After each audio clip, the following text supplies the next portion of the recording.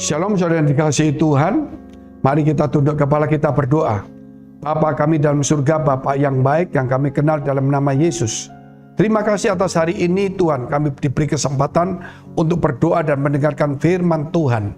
Kiranya segala doa-doa kami Tuhan boleh mendapatkan tempat di tangan dan di hadirat Tuhan. Kami berdoa supaya setiap kami boleh diberkati dan dilindungi oleh Tuhan, supaya kami boleh menjadi berkat, bahkan dijauhkan dari segala kuasa setan, roh-roh jahat, sakit penyakit, wabah, dan sebagainya, maupun dari kuasa-kuasa setan berupa santet dan cengkeramannya. Kiranya Tuhan dibebaskan dalam nama Yesus Kristus. Bahkan yang sakit Tuhan sembuhkan, dalam pergumulan apapun juga mereka diberikan jalan keluar dan diberkati Tuhan. Di dalam nama Tuhan Yesus, haleluya, amin. Dalam kehidupan setiap orang yang percaya, sekuat apapun orang itu, kalau dia tidak waspada, saudara, dia akan jatuh. Karena kalau kita melihat, tidak ada orang yang kuat, tidak ada orang yang lemah. Orang yang kuat itu berarti orang yang bijaksana dan orang yang selalu waspada.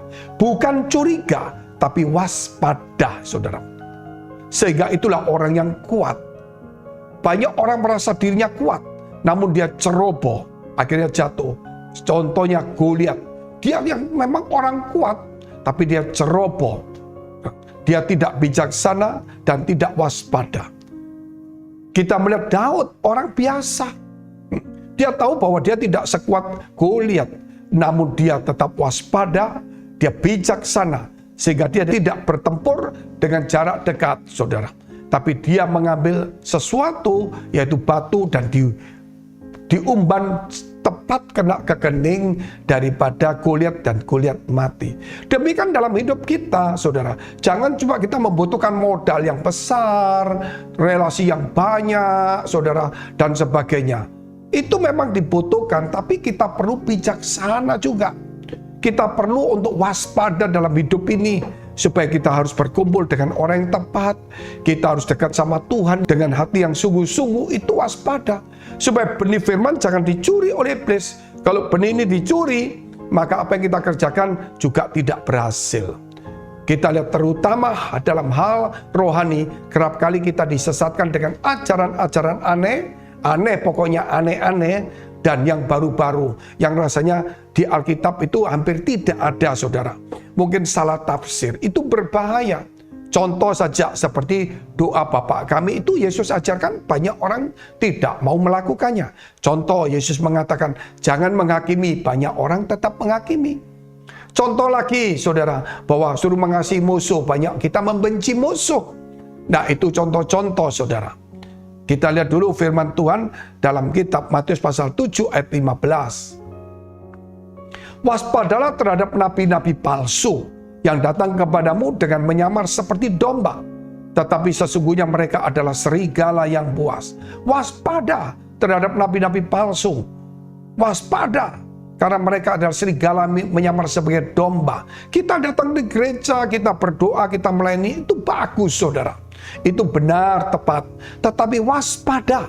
Jangan sampai selama kita beribadah, kita ke gereja, kita mendengar firman, kita melayani, ternyata ajaran itu ajaran yang disimpangkan atau disesatkan, diselewengkan. Sebagaimana dikatakan, sejak kerajaan surga itu ada, banyak orang ingin menyerongkan dan menggagainya. Yaitu dikatakan, saudara, ketika Yesus memberikan pengajaran, banyak orang menafsirkan dengan cara yang berbeda, yang tidak diurapi Roh Kudus, mengambil ajaran-ajaran aneh dan ajaran-ajaran baru, bahkan mencampur adukkan dengan Taurat, saudara. Menurut saya, itu mungkin wajar-wajar, tapi bukan berarti benar. Karena kita tidak mengerti, mari kita kembali kepada ajaran Yesus saja. Apa yang diajarkan, mari kita lakukan dengan baik. Karena apa yang Yesus ajarkan, kalau kita lakukan semua, belum tentu kita bisa selesaikan seumur hidup kita. Mengapa kita harus cari yang lain-lain? Sebab itu, saudara, kita lihat, yaitu Matius pasal 7 ayat 19. Dan setiap pohon yang tidak menghasilkan buah yang baik, pasti ditebang dan dibuang ke dalam api. Ingat itu. Jadi ketika kita sudah bergereja, kita melayani, kita mendengar khotbah, bahkan mengajar, dan ajaran itu tidak sesuai dengan ajaran Yesus, menyimpang, yang aneh-aneh, bertentangan, yang baru, saudara. Yang Yesus katakan ini kita agak sedikit berbeda. Itu sekarang banyak hal, saudara, yang terjadi karena ini akhir zaman.